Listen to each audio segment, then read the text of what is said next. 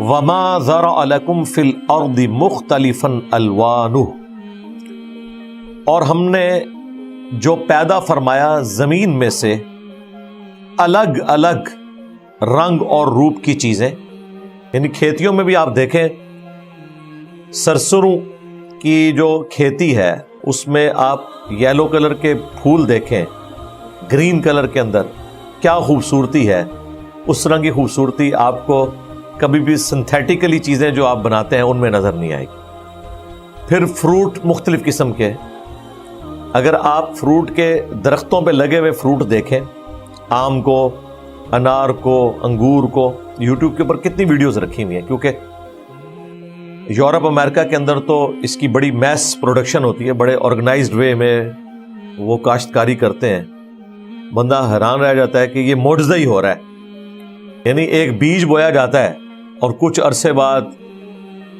ہزاروں نہیں لاکھوں ٹن انگور لگا ہوا ہوتا ہے، انار لگے ہوئے ہوتے ہیں۔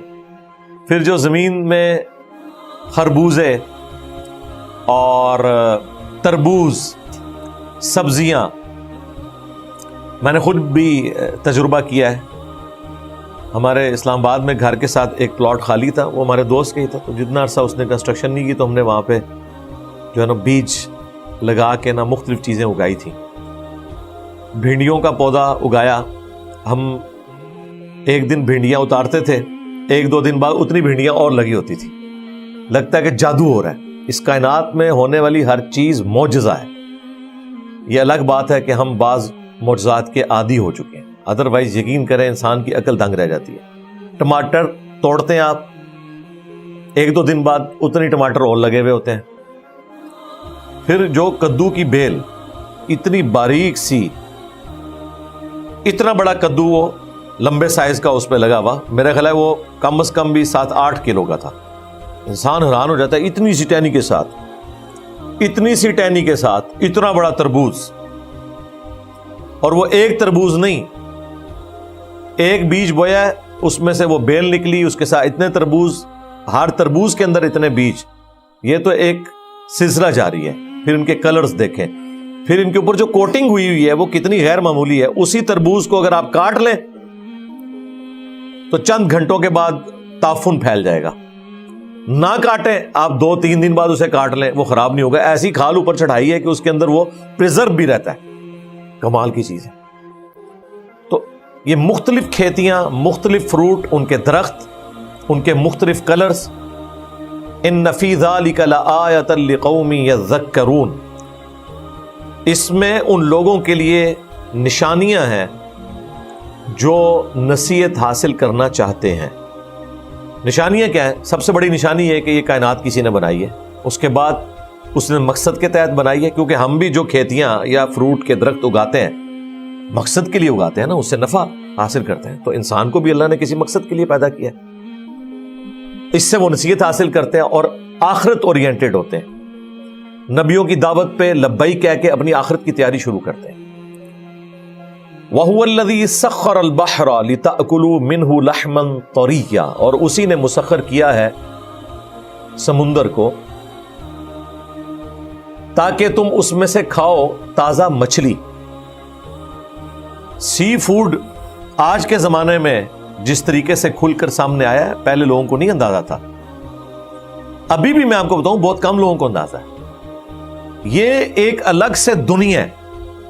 میں اگلے دن نیشنل جغرافک چینل کے اوپر دیکھ رہا تھا کہ جو چوری چھپے کے بحری جہاز بڑے بڑے مچھلیاں نکالتے ہیں، اس کے لیے باقاعدہ لائسنس ہوتا ہے۔ آپ کہیں سمندر کی ٹیریٹری جتنی ہے نا، وہ جو ساحل سمندر کے چند 100 کلومیٹر تک تو اس ملک کی ہے، پھر انٹرنیشنل سمندروں میں بھی، وہاں پہ بھی باقاعدہ آپ کسی ملک کے پرمٹ کے ساتھ جا کے ہی شکار کر سکتے ہیں۔ بڑے بڑے بحری جہاز گئے ہوتے ہیں، پھر ان کے اوپر جس طرح یہاں پہ پولیس ہے نا، جو آپ کی موٹر وے پولیس ہے یا باقی پولیس ہے، سمندر کی ایک الگ سے پولیس ہے، انٹرنیشنل پولیس الگ سے ہے، ہر ملک کی الگ سے ہے، وہ جا کے ان کے ڈاکومنٹس چیک کرتے ہیں کہ غیر قانونی تو نہیں وہ شکار کر رہے، کیونکہ اس کا ٹیکس پے کرنا ہوتا ہے۔ تو ایک ایک بحری جہاز میں آپ امیجن نہیں کر سکتے، میں تو یعنی ایکسپیکٹ نہیں کر رہا تھا، میں نے کہا تھا لاکھوں کی مچھلی ہوگی، سرکار کروڑوں کی، करोड़ों की मछलियां एक एक जहाज में होती हैं, बड़े बड़े बहरी जहाज हैं, और ऐसी ऐसी नायाब मछली है, ये मैं खाने के पॉइंट ऑफ व्यू से बात कर रहा हूं, क्योंकि वो इतने बड़े बहरी जहाज हैं जिन्होंने इतने बड़े बड़े कंटेनर उठाए होते हैं, उसमें आप सारी मछली भर दें तो वो कह रहे थे मिलियंस ऑफ डॉलर्स की मछली एक जहाज के अंदर होती है, और उसमें से उन्होंने टैक्स देना होता है, जभी तो वो इस जहाज को अफोर्ड कर सकते हैं। मैंने आपको बताया था कि बहरी जहाज सिर्फ समुद्र में चले ना, एक जगह पे खड़े होने के लिए भी मुसलसल उसका इंजन ऑन रखना पड़ता है। 1 घंटे के अंदर 1 मिलियन से ज्यादा का एक छोटा बहरी जहाज जो है वो पेट्रोल फूंक देता है, तो खर्चा कहां से निकालते हैं? इसी में से। अब तो साइंटिस्ट हमें बता रहे हैं कि समुद्र के अंदर इतनी मछलियां मौजूद हैं कि आइंदा 1000 साल तक जितनी इंसानियत है ना, ये जमीन से कुछ भी ना उगाए, समुद्र के ऊपर ही जिंदा रह सकती। बल्कि मैं 3-4 दिन पहले नेशनल ज्योग्राफिक के ऊपर देख रहा था कि सूरज 1 सेकंड में, 1 घंटे में नहीं, 1 मिनट में नहीं, 1 सेकंड में, हर सेकंड में इतनी एनर्जी दे रहा है कि इंसानी पूरी तारीख जो है लाखों साल की, चलें जो सिविलाइज्ड है वो हजारों साल में, आज तक जितनी एनर्जी उन्होंने इस प्लेनेट अर्थ पे इस्तेमाल की है ना, बिजली की फॉर्म में, आग की शक्ल में, किसी भी फॉर्म में, उससे ज्यादा एनर्जी 1 सेकंड में सूरज, हमारा सूरज दे रहा है, अगर उसे जमा किया जाए 1 सेकंड में। यानी इसका मतलब यह है कि एक दिन की अगर एनर्जी जमा कर ली जाए 86,400 सेकंड है, ऑलमोस्ट 1 लाख के करीब। सूरज एक दिन में इतनी एनर्जी दे रहा है कि ये जितने भी दुनिया पे इंसान आबाद हैं 1 लाख साल तक एक दिन की एनर्जी को यूज करें, उन्हें कोई और आग जलाने की, बिजली बनाने की जरूरत नहीं, सूरज से अगर वो सारी जमा कर ली जाए। अल्लाह की कुदरत है, बंदा बेख्तियार कह उठता है अल्लाहु अकबर कबीरा वल्हम्दुलिल्लाहि कसीरा व सुब्हानल्लाहि बुकरतन व असीला। तो अल्लाह ताला फरमा रहा है कि ताजा मछली खिलाते हैं तुम्हें समुंदर से, व तस्तखरिजू मिनहु हिलिया, और उसमें से तुम जेवर भी निकालते हो। वो आपने देखे हैं मोती जो मछलियों के पेट से निकलते हैं, क्या खूबसूरत वो मोती हैं जी, मुख्तलिफ कलर्स के, अकल दंग रह जाती है। और ये आड़ से नहीं, हजारों साल से इंसान निकाल रहे। तलबसूनहा, जिसको तुम पहनते हो, व तरल फुल्का मवाखिर फी, और तुम देखते हो किश्तियों को कि वो पानी की मौजों को चीरती हुई आगे चलती हैं। वलितब्तगू मिन फضली, ताकि तुम अल्लाह का फजल यानी रिस्क तलाश करो समुद्र में, पानी में। वलअल्लकुम तशकुरून, ताकि तुम उसके शुक्रगुजार बनो। अल्लाहुम्मा अइन्ना अला ज़िक्रिका व शुक्रिका व हुस्नि इबादतिक, सुब्हानल्लाहि व बिहम्दी, सुब्हानल्लाहिल अज़ीम, आमीन। व अलक़ा फ़िल अर्दि रवासिया अन तमीद बिकुम, और उसी ने जमीन में पहाड़ों को गाड़ दिया है ताकि वो तुम्हें लेकर लर्जना ना शुरू कर दे। ये जमीन की डायनामिक बैलेंसिंग कर रही हैं ये जितने पहाड़ हैं, अल्लाह ताला ने इन्हें जमीन की बैलेंसिंग का जरिया बना दिया। वह अनहारा, और जमीन में नहरें जारी कर दी हैं। नहरें हम तो देखते हैं ना कि ये पानी को समुद्र तक पहुंचाने का जरिया है, दरिया या नहरें, ये तो एक एस्पेक्ट है जो आपको नजर आ रहा है। जो दूसरा एस्पेक्ट है वो आप सोच भी नहीं सकते कितना कीमती है, जो इसके जरिए तिजारत होती है। सड़क या रेलवे लाइन बिछाने के लिए तो आपको खर्चा चाहिए, लेकिन अगर दरिया बहते हो, जिस तरह अमेरिका को नेचुरली सेंटर में से एक दरिया गुजर रहा है, अमेरिका की वो सड़कें बंद भी हो जाए, वो पूरी तिजारत उस दरिया के थ्रू कर सकते हैं। और दरिया अगर गहरा है, जिस तरह नया स्विस इन्होंने स्पेशल बनाई है, मेडिटेरेनियन सी को नीचे जोड़ा है, 30% तिजारत हो रही है उससे। गहरा हो तो हजारों नहीं सर लाखों टन वजन आप बहरी जहाज में लोड कर सकते हैं। दुनिया की कोई ट्रेन, कोई सड़क इतना वजन उठा ही नहीं सकती, इसका 100वां हिस्सा भी नहीं उठा सकती, बैठ जाएगी। पानी की ये जो ताकत है ना कि वो लाखों टन वजन को सपोर्ट कर सकता है।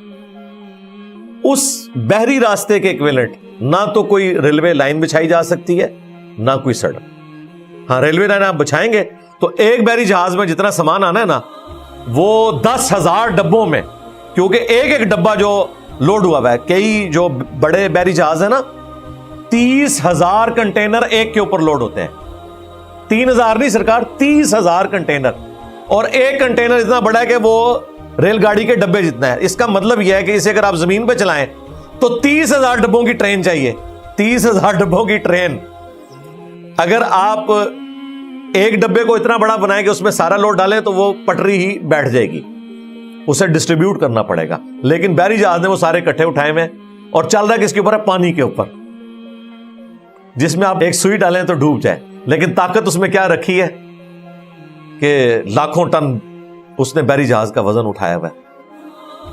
تو یہ جو بحری راستے ہیں یہ بھی بہت بڑی نعمت ہے جو ہم نے یہ نہری راستے رواں کیے ہیں. وَسُبُلَ لَعَلَّكُمْ تَهْتَدُونَ, اور جو راستے بنا دیے تاکہ تم اپنی منزل حاصل کر سکو. یہ جو دریا یا نہریں پہاڑوں سے سمندر تک آتی ہیں نا, یہ بھی انسان کو گائیڈ کرتی ہیں کہ یہ شارٹیسٹ ڈسٹنس یہ بن سکتا ہے جانے کا. اس لیے آپ عموماً دیکھتے ہیں دریاؤں کے کنارے, نہروں کے کنارے سڑکیں بنائی جاتی ہیں. وہ سب سے آپٹیمل ہوتا ہے کہ آپ یہاں سے سڑک کو گزاریں تو آپ ایک پراپر طریقے سے اپنا ٹریولنگ والا معاملہ لے کے چل سکتے ہیں. تو یہ نیچرل راستے ہیں. پھر آپ دیکھیں پہاڑوں میں بھی جو پانی بارش یا گلیشیئرز کی وجہ سے آتا ہے وہ بھی ایک راستہ اس میں بنا دیتا ہے. نیچرل راستے کئی ایک پہاڑ سے نیچے آنے کے ہوتے ہیں, پھر لوگ انہی راستوں کے ذریعے اس میں چلتے ہیں اور آہستہ آہستہ وہ راستے پرماننٹ ہو جاتے ہیں. یہ نیچرل اللہ نے سلسلہ رکھا ہے. یہ جو آپ دیکھ رہے ہیں پچھلے ویک دبئی سارے کا سارا ڈوب گیا اور لوگ اسے کسی اور چیز سے لیٹ کر رہے ہیں, اس کی روحانی کوئی ریزن تلاش کر رہے ہیں. وہ آپ ضرور کریں, لیکن اس کی نیچرل ریزن یہ ہے کہ بھائی اس کی ڈیزائننگ میں فالٹ ہے اور دنیا میں کلائمیٹ چینج ہو گیا ہے. اس کا علاج کوئی بھی نہیں ہے جب تک کہ ڈیزائننگ میں نہ کیا جائے. یعنی وہ جگہ جہاں پر بارشیں نہیں ہوتی تھی اب وہاں اگر بارشیں ہونا شروع ہو جائیں تو بھائی وہ جگہ تو اس کے لیے ڈیزائن ہی نہیں نیچرلی کہ وہ پانی کو روک سکیں. ہمارے اس پوٹوہاری علاقے میں جتنی مرضی بارش ہو نہیں سیلاب آئے گا. اتنا بڑا دریا ہے, سارا کا سارا 1 گھنٹے کے بعد دیکھتے ہیں کتنے دن بارش ہوتی ہے, 1 گھنٹے کے بعد ہر چیز بالکل صاف ہو جاتی ہے, کیونکہ نیچرل راستے سے ہوتا ہوا پانی ندی نالوں سے دریا میں جاتا ہے اور دریا سے سمندر میں. کیوں؟ یہ علاقے ڈیزائن ہے بارش کے لیے, لیکن یہی بارش اگر ہوتی ہے بلوچستان میں, وہاں تو ہر چیز فلیٹ ہے. اس لیے آپ کو لگتا ہے کہ یار یہ ہو رہا کیا ہے, ادھر ہر چیز ہی بہ کے جا رہی ہے. دبئی میں بھی یہی کچھ ہوا ہے. انہوں نے سوچا نہیں تھا 24 گھنٹے میں اتنی بارش ہوئی ہے جو 1.5 سال میں ساری بارشوں کو جمع کرے نا تو وہ اکٹھی ہو گئی ہیں. تو اتنی بارش اگر ہوگی تو ریت کتنا پانی پیے گی. اور دیکھا آپ نے تنکوں کی طرح وہاں پہ گاڑیاں بہ رہی ہیں اور سارے کا سارا معاملہ ان کا تل پٹ ہو گیا. اب ان کو پورے کا پورا سیوریج سسٹم دوبارہ ڈیزائن کرنا پڑے گا. کیوں؟ یہ چیز انہوں نے فورسی کی نہیں تھی کہ ایسا بھی ہو سکتا ہے کہ کل کو موسمیاتی تبدیلیاں آئیں گی تو یہ سارے کا سارا معاملہ ہوگا. لوگ تو کہتے ہیں کیا فرق پڑتا ہے. میرا خیال ہے اب لوگوں کو سائنس کی بتائی ہوئی پریڈکشنز کی قدر آنا شروع ہوگی کہ فرق کیا پڑتا ہے. میں نے آپ لوگوں کو پہلے کہا تھا کہ ہر سال اب بلوچستان ڈوبا کرے گا. ایک سال تو آپ نے $16 ارب جو ہے وہ لوگوں سے بھیک مانگ کے اپنے معاملات سیٹل کر لیے, لیکن وہ سیٹل کیا کیا, جو مکان ٹوٹے تھے ان کو وہیں پہ دوبارہ مکان بنا دیے. اگلے سال پھر وہ گر جائیں گے, وہاں پہ پانی اکٹھا ہو جائے گا, کلائمیٹ چینج ہو رہی ہے. اور ابھی جو گلیشیئرز پگھل رہے ہیں, پچھلے تقریباً 100 سال کے اندر 2 degree centigrade temperature rise کر گیا زمین کا, تو وہ گلیشیئرز بھی پگھل رہے ہیں جو کبھی پگھلے نہیں تھے. اس کا مطلب یہ ہے کہ دنیا کے سمندر رائز کریں گے. جب دنیا کے سمندر رائز کریں گے, کیونکہ سمندر کا لیول پوری دنیا میں ایک رہتا ہے. اس وقت بھی 70% دنیا میں سمندر ہے, خشکی 30% ہے. ہم کسی بھی چیز کی ہائٹ جو ناپتے ہیں نا, وہ ساحل سمندر کی جو پٹی ہے ہورائزن اس سے ناپتے ہیں, کیونکہ وہ دنیا میں ایک ہی لیول پہ ہے. زمین اونچی نیچی ہوتی ہے, سمندر چاہے اٹلانٹک ہے یورپ میں, چاہے آسٹریلیا کے پاس پیسیفک ہے, یا ہمارا یہ انڈین اوشن ہے, اس کا لیول ایک ہی ہے زمین کا. سمندر کی جو سطح ہے زمین ہے, اب جب اوورآل جب سمندر رائز کرے گا نا تو وہ ایکولی رائز کرے گا، اور کرتے کرتے آپ دیکھیں وہ فورس ہی کر رہے ہیں کہ اتنے ہزار سال میں آدھے سے زیادہ انڈیا جو ہے وہ سمندر میں آ چکا ہوگا جس طرح کلائمیٹ چینج ہو رہی ہے، اور پاکستان بھی آلموسٹ صوبہ سندھ جو ہے وہ مکمل سمندر کا حصہ ہوگا، اور اس سے آگے اتنے ہزار سال کے اندر، خیر ہمارے تک پہنچتے ہوئے تو ابھی کافی ٹائم چاہیے، 10 سے 15 ہزار سال چاہیے جو یہ چل رہا ہے، آپ لوگوں نے ٹینشن نہیں لینی، لیکن یہ ہونا ہے۔ ابھی بھی کئی سیولائزیشن پرانی جو ہے وہ سمندر کے اندر جا چکی ہوئی ہیں، کیونکہ سمندر رائز کر رہے ہیں تو خشکی ختم ہوتی جا رہی ہے، وہ سمندر کا حصہ بنتے جا رہے ہیں۔ کیوں؟ گلیشیئرز پگھل رہے ہیں جو لاکھوں سال سے کروڑوں اربوں ٹن پانی، اربوں ٹن ہے، کروڑوں ٹن بھی نہیں، اربوں ٹن پانی پہاڑوں نے سٹور کیا ہوا ہے برف کی شکل میں، جو کبھی پگھلے ہی نہیں، تو ظاہر ہے وہ سمندر تک تو کبھی وہ پانی پہنچا ہی نہیں ہے۔ اب وہ بھی پانی آ جائے سمندر میں تو سمندر کا تو پانی ہم نے کر دیا زیادہ، تو وہ کدھر جائے گا؟ زمین کو کھائے گا، کیونکہ سمندر نے تو بلند ہونا ہے۔ تو یہ وجہ ہے۔ اللہ اکبر، اللہ نہیں سنبھالا ہوا جی، تو اللہ تعالیٰ کہہ رہے ہیں یہ راستے ہم نے بنائے ہیں تاکہ تم ان کے ذریعے اپنی راہ پا سکو۔ وعلامات، اور مختلف علامتیں ہیں جو راستوں پر۔ وبالنجم ہم یہتدون، اور ستاروں کے ذریعے بھی تم راستے کو پاتے ہو۔ علامات ہیں نا، اور ستاروں کا تو میں نے پچھلی دفعہ بتایا تھا، نارتھ سٹار کو آپ لوکیٹ کر لیں تو آپ چاہے سمندر میں ہو چاہے ریگستان میں ہو، آپ کے پاس چاہے وہ میگنیٹک فیلڈ کو ڈیٹیکٹ کرنے والا کمپاس بھی موجود نہ ہو، آپ بتا سکتے ہیں کہ کس طرف مشرق ہے کس طرف مغرب ہے، اور یوں سفر اب طے کر سکتے ہیں۔ اور علامات بھی اللہ تعالیٰ نے رکھ دی ہیں۔ آپ دیکھیں ہر علاقے کے اندر کوئی نہ کوئی علامتیں موجود ہیں پہاڑوں کی شکل میں، جو لاکھوں سال سے وہ پہاڑ وہیں پر ہیں، ان کے ذریعے ہمیں چیزوں کا آئیڈیا ہو جاتا ہے۔ جو کنٹینیوس سفر کرنے والے لوگ ہیں نا، انہیں ان چیزوں کا آئیڈیا ہوتا ہے کہ یہ علامات کتنی نعمتیں ہیں، جو نیچرل علامات ہیں۔ کئی تو جو ہیں وہ ہم نے خود بھی بنا لی ہیں نا، مختلف جگہ پہ سائن بورڈ لگا دیے ہیں، مائل سٹون لگائے ہوئے ہیں، اتنے کلومیٹر دور ہے۔ جب آپ ٹریول کرتے ہیں جی ٹی روڈ کے اوپر موٹر وے پہ تو لکھا آتا ہے کہ جی اسلام آباد اتنی دور رہ گیا، لاہور اتنی دور رہ گیا۔ یہ علامات ہیں، یہ انسان کی بنائی ہوئی ہیں۔ ایک نیچرل علامات بھی ہیں کہ فلاں جو بڑا پہاڑ جب نظر آئے گا اس کے بعد اتنی دیر کے بعد فلاں سٹی آ جائے گا۔ میں نے تو یہ ساری نشانیاں رکھی ہوتی تھی، میرا تو روٹ تھا اسلام آباد سے جیلم کا، تو مجھے اندازہ ہو جاتا تھا اچھا اب یہ فلاں پہاڑی سلسلہ شروع ہو گیا، اب یہ ٹرکی کی پہاڑیاں آ رہی ہیں، اب اس کے بعد 40 منٹ لگیں گے جی جیلم شہر تک، اب یہ فلاں جگہ آ گیا، تو وہ اپنی نشانیاں رکھی، اس کے بعد یوں لگتا ہے، اتنا ٹائم لگتا ہے، اتنا ٹائم لگتا ہے، گھڑی دیکھنے کی ضرورت ہی نہیں ہے، وہ اندازہ ہوتا ہے اتنا ٹائم لگے گا۔ تو اللہ تعالیٰ نے نیچرل نشانیاں رکھی ہوئی ہیں۔ اس طرح کی نشانیاں سمندر کے اندر بھی موجود ہیں، اور ستاروں کی شکل میں بھی ہیں، جزیروں کی شکل میں بھی ہیں، بڑے بڑے درختوں کی شکل میں بھی ہیں۔ گاؤں ایریا میں جو لوگ کنٹینیو سفر کرنے والے ہیں انہوں نے بھی نشانی رکھی ہوتی ہے کہ فلاں جو بڑا درخت ہے نا، اس کے بعد اتنے میل آگے فلاں گاؤں آ جاتا ہے، وہ نشانی ہے۔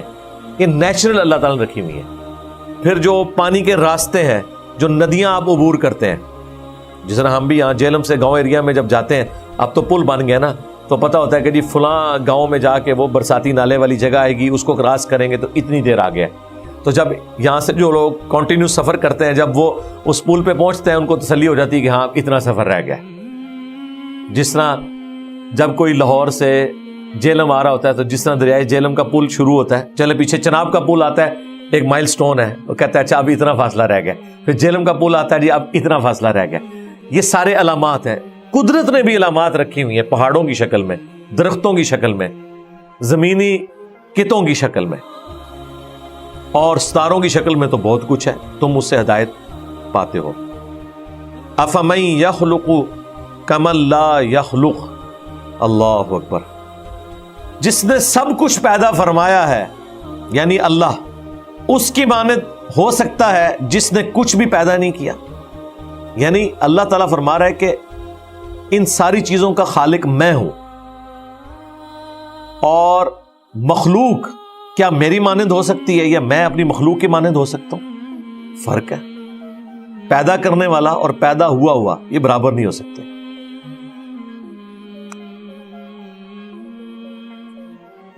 افلا تذکرون، کیا تم غور و تفکر نہیں کرتے؟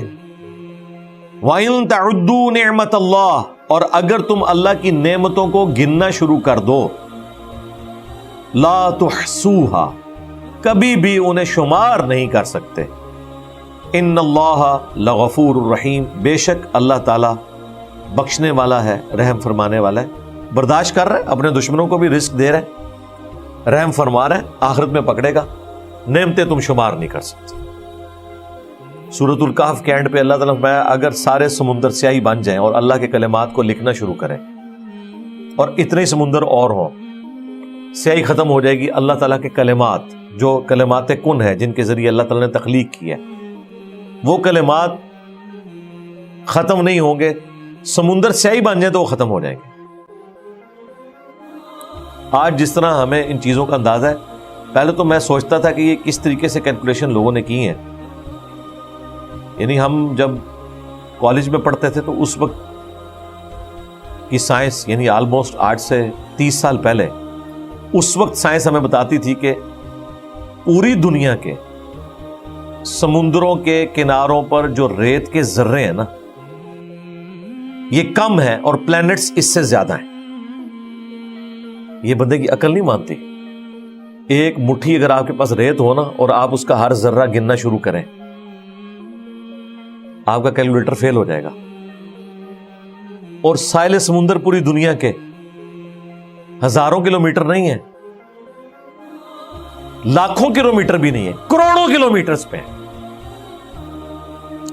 صرف پاکستان کی وہ 700 کلومیٹر کی پٹی ہے بلوچستان کی سمندر کے کنارے. 700 کلومیٹر پہ جتنی ریت ہے سمندر کے کنارے، یہ نہیں کو گن سکتا. 1 کلومیٹر کی ریت نہیں گنی جا سکتی.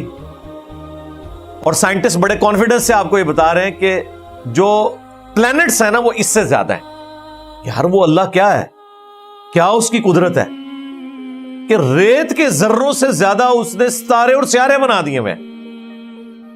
اور یہ وہ چیزیں جنہوں نے کیلکولیٹ کی ہیں. وہ ناسا کیلکولیشن کرتا ہے نا کہ اتنے جنک میں اتنی کہکشائیں ہیں، ایک کہکشاں کے اندر اتنے، جس طرح آلموسٹ 250 ارب گلیکسیز ہیں جو دریافت ہوئی ہیں. ہر گلیکسی کے اندر 300 ارب کے قریب سورج ہیں.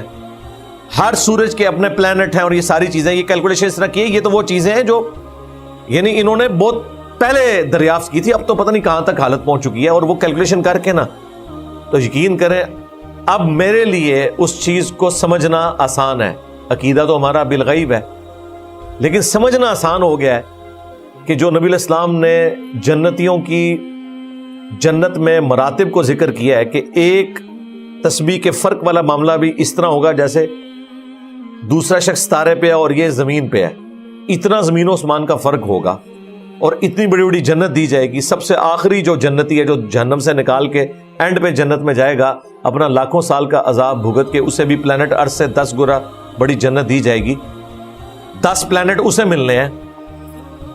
اور باقی جو اللہ کے نیک بندے ہیں ان کی تو آپ سوچ بھی نہیں سکتے. تو اب واقعی اس وقت جو کچھ دریافت ہو چکا ہے، اگر یہی کچھ جنت کی شکل میں بھی ملنا ہے نا، تو لوگ کم ہیں، اللہ کی بنائی ہوئی مخلوقات زیادہ ہیں جو بانٹنے والی چیز ہے.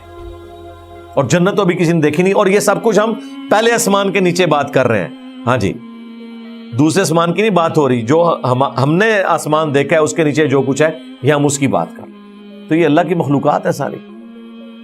تم اللہ کی نعمتوں کو شمار کرنا چاہو تو نہیں کر سکتے. بے شک وہ بخشنے والا مہربان ہے.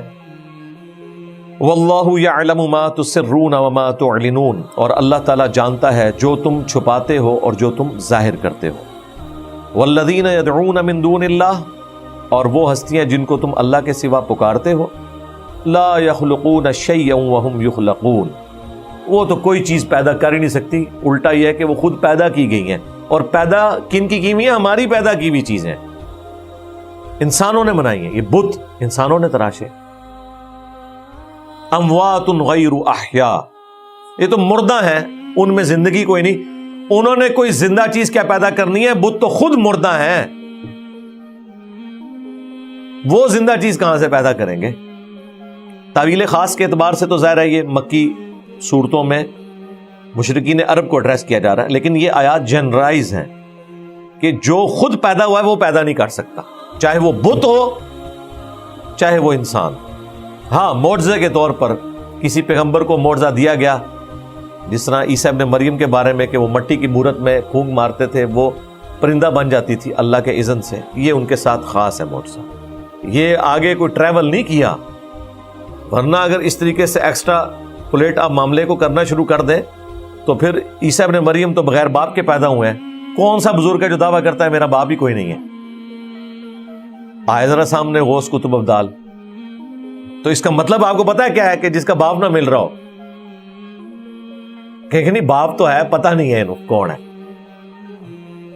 تو اس طرح نہیں ہوتا کہ ایک معجزہ ہے تو آگے وہ ٹریول کرنا شروع کر دے گا. وہ جس کی خصوصیت ہے وہ اس کے لیے.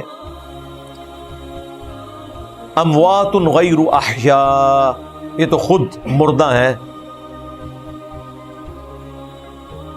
زندگی ان کے اندر موجود نہیں ہے. وما یشعرون ایان یبعثون، اور ان کو تو خود بھی نہیں پتا کہ انہیں کب اٹھایا جائے گا.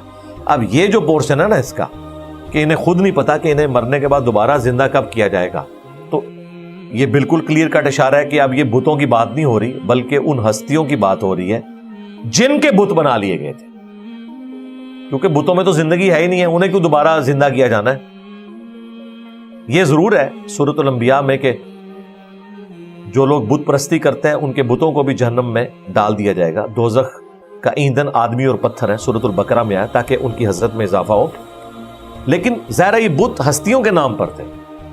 5 بزرگ ہستیاں تھیں، قوم نوح نے ان کے نام کے اوپر بت بنائے ہوئے تھے، جو سورہ نوح میں آتا ہے. اور بخاری میں تفصیل ہے کہ وہ اللہ کے نیک بندے تھے. پہلے ان کی جگہوں پہ نشان رکھے، پھر پتھر رکھنے شروع کیے، پھر ان کی مورتیاں بنا لی.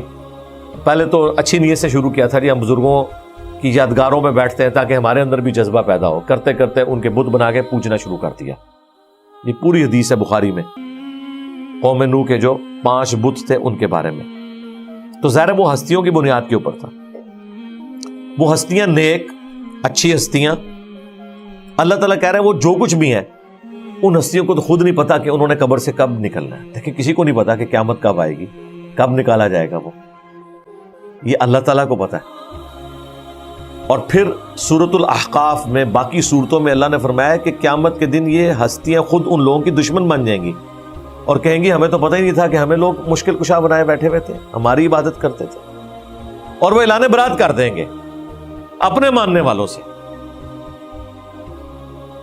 حضرت عیسیٰ ابن مریم کی تو پوری سٹوری آج ہم نے سنی سورۃ المائدہ کے آخری رکوع میں. وہ کہیں گے اللہ یہ تیرے بندے ہیں، چاہے تو انہیں عذاب دے چاہے بخش دے. میں اس وقت تک گواہ تھا جب تک ان میں موجود تھا، میرے بعد انہوں نے جو کچھ کیا میرا کیا لینا دینا.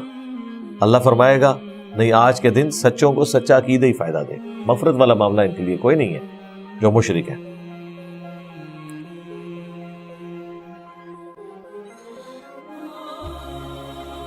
الہکم الہ واحد، تمہارا الہ معبود تو ایک اکیلا ہے.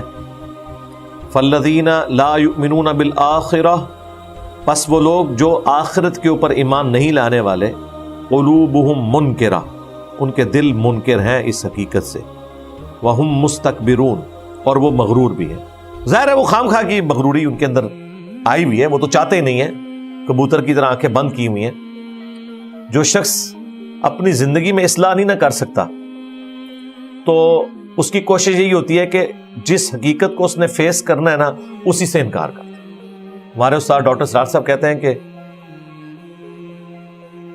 میرے قریبی جو اسٹوڈنٹس تھے جنہوں نے ان کی تنظیم جوائن بھی کی ہوئی تھی، کہہ رہے ہیں وہ سالہ سال سے جمعے کا خطبہ سنتے تھے. ہر دوسرے تیسرے جمعے میں سود کا ذکر ہو جاتا تھا اور سارے وہ تھے جو سودی کاروبار کرتے تھے. یہ انہوں نے ویڈیو میں سنایا ہوا ہے، کئی دفعہ سنا ہے. کہتے ہیں ایک دفعہ تو وہ اکٹھے ہو گیا آگے کہ جی آپ ہمارے اوپر ہی ویڈیو ریکارڈ کرا دیتے ہیں. اس طرف نہیں ان کا دماغ جا رہا کہ بھئی ہم وہ کام چھوڑ دیں. دوسرا ڈاکٹر صاحب کوئی مینشن تو نہیں کرتے تھے کہ یہ سود کھانے والے بیٹھے ہوئے ہیں، تو وہ ان کے نفس کا گلٹ وہ انہیں ملامت کرتا تھا. تو ان کا ڈاکٹر صاحب آپ نے تو باز کوئی نہیں آنا تو ہمیں آپ اجازت دیں کہ ہم جمعہ آپ کے پیچھے نہ پڑا کریں. وہ کہتے ہیں جمعہ پڑھنا چھوڑ کے کہ ہر جمعے ہمیں یہ سننا پڑے گا کہ سود حرام ہے، سود حرام ہے، سود حرام ہے. تو ٹھیک ہے، ہم اس حقیقت کو فیس تو نہیں کر سکتے نا، تو بہتر یہ کہ اس حقیقت سے آنکھیں بند کر لیں.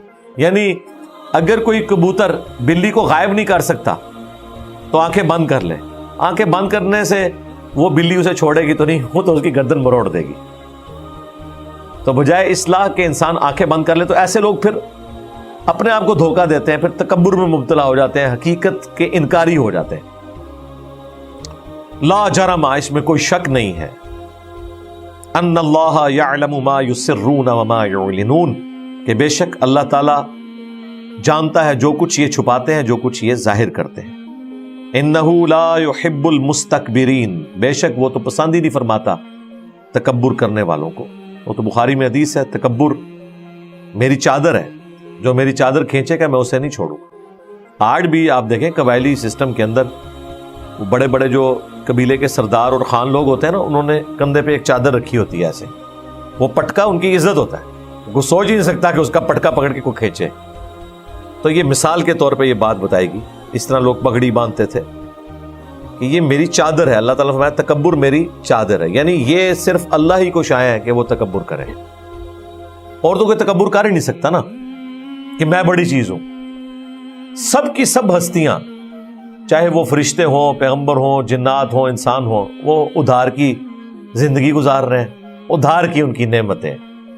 وہ خواب پرماننٹلی اللہ تعالیٰ کسی کو دے بھی دے تب بھی ہے تو مستعار نہ، ذاتی تو کچھ بھی نہیں، سب کچھ اللہ کا دیا ہوا ہے. جب اللہ کا دیا ہوا ہے تو پھر تکبر نہیں انسان کر سکتا. اس لیے صحیح بخاری اور مسلم میں حدیث موجود ہے، نبی علیہ السلام نے فرمایا کہ جس کے دل میں رائی کے دانے کے برابر بھی تکبر ہوا وہ جنت میں نہیں جائے گا. مسلم شریف میں یہ تفصیل کے ساتھ حدیث ہے. صحابہ کرام نے عرض کیا یا رسول اللہ، بعض اوقات ہماری خواہش ہوتی ہے کہ ہمارے کپڑے اچھے ہوں، جوتیاں اچھی ہوں، ہم ذرا بن ٹھن کے رہتے ہیں، تو کیا یہ تکبر ہے؟ ظاہر ہے اس میں بھی ایک سمیل تو ہوتی ہے نا کہ باقیوں سے ممتاز نظر آنا. تو نبی علیہ السلام نے فرمایا کہ اللہ بھی خوبصورت ہے اور خوبصورتی کو پسند فرماتا ہے. تکبر یہ نہیں کہ تم اچھے لباس کو استعمال کرو یا اچھے دکھو، بلکہ تکبر یہ ہے کہ تم حق بات سے اناد کرو، حق قبول کرنے سے انکار کر دو. یہاں پہ حق قبول کرنے سے انکار ہی ہے. جب انسان حقیقت سے رخ پھیر لے، منہ چرا لے اور لوگوں کو حقیر سمجھو. اچھا لباس پہننا ضرور پہنے، کسی کو حقیر نہیں سمجھنا. ایک امریکن مسلمان ہوا، اس نے اپنی لائف سٹوری پہ پوری کتاب لکھی، سر تسلیم خم ہے. ان 90s میں کتاب چھپی تھی، اس کا اردو ترجمہ ہوا سر تسلیم خم ہے. کافی انٹرسٹنگ باتیں تھیں. ایک اس نے بات یہ لکھی کہ مجھے اسلام کی یہ چیز بڑی پسند آئی کہ بڑے سے بڑا کوئی سٹیٹس والا بندہ ہو، کوئی غریب ہو، کوئی امیر ہو، جب وہ اللہ کے حضور حاضر ہوتا ہے تو وہ پھر اس چیز کی پرواہ نہیں کرتا کہ میرے ساتھ کون کھڑا ہے. وہ کہتا ہے میں حیران ہوا کہ کالے حبشی بھی ہیں، گورے بھی ہیں، اور پاؤں سے پاؤں ملا کے کھڑے ہوئے ہیں. یہ اس نے باقاعدہ لکھا. اور یہ میں نے جس زمانے میں پڑھی تھی نا، اس زمانے میں بریلوی تھا، اور ہمارے نزدیک تو پاؤں ملانا ہے ہی گناہ کا کام ہے. ہمیں کہاں پتا تھا کہ بخاری میں حدیث ہے کہ پاؤں سے پاؤں ملایا جاتا تھا. صحیح بخاری 725 نمبر. یلزقو، فزیکلی ٹچ ہوتا تھا. تو میں نے کہا دیکھو یار، یہ مسلمان ہو کے بھی وہابی ہو گیا. یہ میں دماغ میں اس وقت بھی یہ چیز آئی. پھر اس نے بڑی باتیں اور بھی لکھی. اس نے کہا یہ اسلام کی خوبصورتی ہے کہ تکبر یہاں پہ نہیں. حج کے لیے لوگ گئے ہوئے ہیں، کوئی بادشاہ ہے، فقیر ہے، 2 چادریں پہنی ہوئی ہیں سفید کلر کی، کاٹن کی پہنی ہوئی ہیں. کتنی مہنگی وہ کاٹن لے لے گا، ہے تو چادر ہی ہے، کفن ہی ہے جو اس نے اوڑا ہوا ہے. اور یہ اتنا دردناک اور خوفناک منظر ہوتا ہے. میں جب پہلی دفعہ عمرے پہ گیا نا، تو وہ بوئنگ 747 تھا، اس میں آلموسٹ کوئی 400 مسافر آتے ہیں. وہ سعودی عرب جا رہا تھا. سعودی عرب جتنے لوگ جا رہے ہوتے ہیں نا، وہ ساروں نے عمرے کے لیے جانا ہوتا ہے. یہ یعنی 2002 کی میں بات کر رہا ہوں. تو آلموسٹ ہم اینڈ پہ نا جہاز میں انٹر ہوئے. مجھے آج بھی وہ منظر یاد ہے. احرام پہنا ہوا ہے، جیسے ہی میں جہاز میں انٹر ہوا، میں نے آگے سے پیچھے تک دیکھا، لگتا ہے سارے مردے بیٹھے ہوئے. سب نے وہ سفید پہنا ہوا تھا نا لباس، تو وہ لگ رہا تھا کفن پہن کے بیٹھے. مجھے اس دن اس چیز کا احساس ہوا کہ یار یہ آخرت اورینٹڈ بھی کیا گیا ہے. یعنی کفن ہے، ان سلی چادریں ہیں، میں خوف کھا کے کہ سارے ہی ایک کلر کے سفید، اور یعنی ہم نے تو سفید کلر مردے کو اسی حالت میں دیکھا ہوا نا، یعنی زندہ مردے ہیں جو سیٹوں پہ بیٹھے ہوئے، حالانکہ خود بھی وہی لباس پہنا ہوا تھا، لیکن خود پہنا ہوا تو بندہ شیشے میں نہیں سامنے دیکھ رہا ہوتا. آپ جہاز میں انٹر ہو، آگے سے پیچھے تک آپ کو سارے کے سارے سفید لباس میں بیٹھے ہوئے، سر ننگے ہیں ان کے، تہمت پہنی ہوئی ہے، اوپر چادریں ہیں، اور کوئی رنگ نظر نہ آئے، بندہ خوف کھا جاتا ہے. اور اس کے اندر عاجزی بھی کتنی ہے. کوئی بادشاہ ہے، کوئی فقیر ہے، کوئی امیر ہے، کوئی غریب ہے، کوئی ڈاکٹر ہے، انجینئر ہے، کوئی ریڈی بان ہے، پڑھا لکھا ہے، ان پڑھ ہے، سب کے سب ایک جیسا لباس. اور یقین کریں ڈنگ بھی سب کا نکلا ہوتا ہے حج کے دنوں میں. یعنی یہ چیز میں نے آبزرو کی، یہاں تو بڑے خبتی ہوتے ہیں نا لوگ، نمازی بھی بڑا تکبر ہوتا ہے. حج میں میں نے دیکھا ہے الحمدللہ، میں نے وہاں کسی کو تکبر کرتے ہوئے نہیں دیکھا، سارے ڈرے ہوئے ہوتے ہیں. کیونکہ قرآن میں آیا نا کہ حج جو کرے گا نہ وہ کسی سے جھگڑا کرے، ہاں نہ کوئی گالی گلوچ کرے، تو پھر حج مبرور ہے اس کے لیے. تو سارے ڈرے ہوئے ہوتے ہیں، جس طرح سارے ڈرے ہوتے ہیں نا کہ کوئی داڑھی کا بال ٹوٹ گیا تو دم واجب ہو جائے گا، اس سے بھی لوگ ڈرے ہوتے ہیں کہ کسی کو کندھا نہ لگ جائے، کسی کے ساتھ منہ ماری. وہاں کچھ سوچتا ہی نہیں آرام کی حالت میں کہ اس نے کسی سے بدلہ بھی لینا ہے. غلطی سے بھی کسی کے ساتھ پاؤں ٹچ کر جائے، کندھا ٹچ کر جائے، سب ایک دوسرے سے معافی مانگتے ہیں، یار میرا کہیں آج ہی نہ جاتا رہے. اور وہاں لاکھوں کی بلکہ ملینز کی گیدرنگ کے اندر آپ کو یہ منظر نظر آتا ہے، اتنا ڈسپلن. یہ جو بھگدڑ مچتی تھی نا مینا کے اندر، وہ مس مینجمنٹ کی وجہ سے ہوتی تھی. ادروائز وہ اس وجہ سے نہیں کہ لوگ جان بوجھ کے ایک دوسرے کے ساتھ کرتے، وہ تو اب انہوں نے مینج کر لیا. اس کا آسان طریقہ ہے، وہ پہلے بھی مینج کر سکتے تھے، چوڑے راستے انہوں نے بنا دیے ہیں، ٹائمنگ سیٹ کر دی ہے. اب آپ نے سنا ہے کبھی کہ مینا میں بھگدڑ سے اتنے لوگ مرے؟ مجھے یاد ہے 94 میں جب میرے والدین پہلی دفعہ حج پہ گئے تو وہ بہت بڑے لیول کی بھگدڑ مچی تھی، ہزاروں لوگ اس میں، پاکستانی بھی اس میں سینکڑوں کی تعداد میں تھے جو شہید ہوئے تھے وہی کنکریوں کے دوران. اب لاکھوں کے مجمع میں بلکہ ملینز کے مجمع میں چند ہزار تو نظر آتا ہے تھوڑا فکر ہے، لیکن اگر ایبسولوٹلی دیکھیں تو بہت بڑا فکر ہے. تو اس طرح کی بھگدڑ مچ جایا کرتی تھی، اب تو اس کو بھی مینج کر لیا گیا. بہرحال عاجزی، انکساری وہ آپ کو وہاں نظر آتی ہے. اور انسان کو یہ شایع نہیں ہے کہ وہ تکبر کرے. انہ لا یحب المستکبرین، بے شک وہ تکبر کرنے والوں سے محبت نہیں کرتا. وَإِذَا قِيلَ لَهُمْ مَاذَا أَنزَلَ رَبُّكُمْ، اور جب ان سے کہا جاتا ہے کہ تمہارے رب نے کیا نازل فرمایا، قَالُوا أَسَاطِيرُ الْأَوَّلِينَ، تو یہ کہتے ہیں یہ تو اگلے لوگوں کی کہانی ہے. کسی حد تک تو یہ بات درست تھی کہ اگلی امتوں کے واقعات تو قرآن میں آئے ہیں، لیکن یہ کہانیاں نہیں ہیں، یہ ریئلٹی ہے، ریئل ہسٹری ہے، اور اس سے بھی عبرت حاصل کی گئی ہے. سٹوری کے طور پر نہیں ہے جو آپ فلم کی ایک سٹوری سنتے ہیں یا فلم کو دیکھتے ہیں تھیوریٹیکل نہیں، یہ حقیقتاً ہے. اور پھر پیغمبروں کی قوموں پر جو عذاب آئے وہ حقیقت میں آئے. اس تکلیف کو کوئی امیجن کر سکتا ہے؟ آج بھی آپ دیکھیں وہ اٹلی کا ایک شہر ہے جس پہ آتش فشاں پھٹا تھا، لوگ گھر میں بیٹھے ہیں، وہیں بیٹھے رہ گئے ہیں، پتھر بن گئے ہیں. کوئی باہر نکلے ہوئے تھے، وہیں ان کے اوپر لاوا گرا، ان کے وہ سارے کے سارے جسم اسی طریقے سے سٹور ہوئے ہیں. ابھی بھی لوگ وہاں پہ جا کے اس چیز کو آبزرو کرتے ہیں. لیکن جس تکلیف سے وہ اس وقت گزرے وہ کوئی امیجن نہیں کر سکتا. ہیروشیما اور ناگاساکی کے اوپر جب ایٹم بم گرائے گئے ہیں، 1.5 لاکھ بندہ اسی وقت ایویپوریٹ ہو گیا. جی ظاہر ہے جب لاکھوں سینٹی گریڈ ٹیمپریچر ایک جگہ کا رائز کر جائے تو انسان جلے گا تو نہیں، ڈائریکٹ ایویپوریٹ ہو جائے گا. جو جدت ہے وہیں رہ گیا. اس کو تکلیف کو کوئی امیجن نہیں کر سکتا. تو اگلے لوگوں کی کہانیاں ہیں، ان پہ جو عذابات اللہ کے نازل ہوئے، لیکن اس سے عبرت حاصل کرنی ہے. یہ خالی کہانیاں نہیں ہیں، یہ واقعات ہیں. تو اللہ تعالیٰ ہمارا ہے کہ جو لوگ کہتے ہیں نا یہ اگلے لوگوں کی کہانیاں ہی ہیں قرآن میں، تو ان کے ساتھ کیا ہونا ہے؟ لِيَحْمِلُوا أَوْزَارَهُمْ كَامِلَةً يَوْمَ الْقِيَامَةِ، یہ اس لیے کر رہے ہیں تاکہ قیامت کے دن اپنے گناہوں کا مکمل بوجھ یہ اٹھائیں. اب یہ ظاہر بات ہو رہی ہے تلخی کے ساتھ. وَمِنْ أَوْزَارِ الَّذِينَ يُضِلُّونَهُمْ بِغَيْرِ عِلْمٍ، اور ان کا بوجھ بھی اٹھائیں جن کو بغیر علم کے انہوں نے گمراہ کیا. الا ساء ما یزرون، آگاہ ہو جاؤ کیا ہی برا بوجھ ہے جو یہ اٹھا رہے ہیں.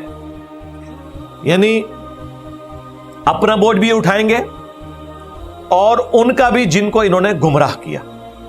اس سے کوئی یہ نہ سمجھے کہ جن کو انہوں نے گمراہ کیا تو وہ اللہ تعالیٰ ان کو جنت میں بھیج دے گا، خیر ہے، نہیں نہیں، یہاں تو اس چیز کو انٹینڈڈ چھوڑا گیا ہے۔ وہ دوسری جگہ پہ اللہ تعالیٰ نے سورۃ الاعراف میں، سورۃ الاحزاب میں فرمایا کہ جب کبھی کسی امت کو، کسی قبیلے کو، قوم کو جہنم میں پھینکا جائے گا تو وہ کہے گا اللہ ہمارے بزرگوں کو دگنا عذاب دے کہ جن کی وجہ سے ہم گمراہ ہوئے۔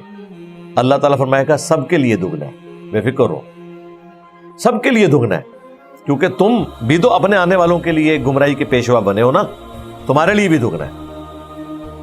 اور سورۃ الاحزاب میں تو آتا ہے وہ کہیں گے اے اللہ ان پہ لعنت بھیج ہمارے بزرگوں کے اوپر جن کی وجہ سے ہم گمراہ ہوئے۔ سورہ حمیم سجدہ میں آیا کہ اے اللہ جنوں اور انسانوں میں سے جن ہستیوں نے ہمیں گمراہ کیا تھا آج ان کو ہمارے حوالے کر، ہم انہیں اپنے پاؤں کے نیچے روندیں تاکہ وہ پستی میں چلے جائیں۔ تو جہنم میں تو جائیں گے اپنی جگہ، بزرگوں سے وہاں پہ ملاقات کریں گے۔ ہاں بالکل، یہ نہیں ہے کہ بزرگ خالی جائیں گے اور ماننے والے نہیں جائیں گے اور وہ کہیں گے جی ہمارے بزرگوں نے وزن اٹھا لیا۔ وہ مسلم شریف میں حدیث ہے نا، جس نے برائی کو جاری کیا، بخاری میں بھی یہ حدیث موجود ہے، جتنے لوگ اس برائی کے راستے پہ چلتے ہیں ان سب کا وبال جاری کرنے والے پر ہے، اور ان لوگوں کے وبال میں بھی کمی نہیں ہوگی، اور جنہوں نے اچھائی کے راستے کو جاری کیا سب کا ثواب جاری کرنے والے کو ملے گا اور ان کے اپنے ثواب میں بھی کمی نہیں ہوگی۔ بخاری مسلم میں حدیث ہے کہ جب بھی کوئی انسان دوسرے انسان کو ناحق قتل کرتا ہے نا، تو پہلا جو آدم کا بیٹا تھا نا قابیل، جس نے حابیل کو قتل کیا، اسے بھی عذاب ہوتا ہے، وہ اس بدعت کا بانی ہے، لیکن جو یہ قاتل ہے اس کے بھی عذاب میں کمی نہیں ہے، اسے بھی دنیا میں شریعت کے قانون کے تحت قتل کیا جائے گا، پھانسی چڑھایا جائے گا یا بلڈ منی اسے دینی پڑے گی، اور اگر توبہ نہ کی تو آخرت کا عذاب بھی باقی ہے، وَلِعَوْذُ بِاللَّهِ تعالی۔ تو اس طرح کی آیات سے، احادیث سے کوئی یہ نہ سمجھے کہ بزرگوں نے سارا لوڈ اٹھا لینا ہے ہماری برائی کا۔ اچھا قرآن میں جو ذکر ہے نا ہمیشہ بزرگوں کا اسی حوالے سے ہوا ہے کہ وہ ان کے بوجھ بھی ان کو اٹھانے پڑیں گے، اس حوالے سے نہیں ہوا کہ ان کو ساتھ لے کے جنت میں چلے جائیں گے۔ جہنم میں جانے کا تو ذکر موجود ہے، جنت میں جانے کا نہیں کہ اس طریقے سے لے جائیں۔ ہاں یہ ضرور ہے سورہ الزمر میں کہ لوگ گروہ در گروہ جنت میں داخل ہوں گے، یہ ضرور آیا۔ ظاہر ہے انبیاء کرام کی امتیں اپنے پیغمبروں کے ساتھ گروہ در گروہ جنت میں داخل ہوں گی، اور ان کے پیٹرن پہ بعد میں بھی جتنے لوگ لیڈرشپ پہ رہے ہیں، جنہوں نے نبیوں کی دعوت کو آگے پہنچایا ہے، خود انہوں نے خدائی کلیم نہیں کی، اپنی عبادت نہیں کروائی، اپنے سامنے سجدے نہیں کروائے، اپنے آپ کو منی گاڈ ڈکلیئر نہیں کیا، بلکہ خدا کے عاجز بندے بن کے رہے، تو ظاہر ہے وہ جو لیڈرز ہیں ان کے ساتھ ان کے لوگ تو جائیں گے، اس میں کوئی شک نہیں ہے۔ قد مکر الذین من قبلہم، بے شک ان سے پہلے لوگوں نے بھی اس قسم کا مکر کیا، چالیں چلیں۔ فَأَتَى اللَّهُ بُنْيَانَهُمْ مِنَ الْقَوَاعِدِ، تو اللہ تعالیٰ نے ان کی عمارتوں کو بنیادوں سے اکھاڑ دیا۔ فَخَرَّ عَلَيْهِمُ السَّقْفُ، اور ان پر گر پڑی چھت، من فوقہم اوپر سے، وَأَتَاهُمُ الْعَذَابُ مِنْ حَيْثُ لَا يَشْعُرُونَ، اور ان پر عذاب وہاں سے آ گیا جہاں انہوں نے گمان بھی نہیں کیا تھا۔ قوم لوط نے گمان بھی کیا تھا ایک آتش فشاں پھٹے گا اور اس میں سے اتنے پتھر نکلیں گے کہ ہر انسان کے نام کا ایک پتھر ہوگا جو اسی کو آگے لگے گا۔ دیکھ لیں اللہ تعالیٰ کی طرف سے عذاب آ گیا۔ اللہ تبارک و تعالیٰ جب عذاب بھیجتا ہے تو اس کو کوئی ٹال نہیں سکتا۔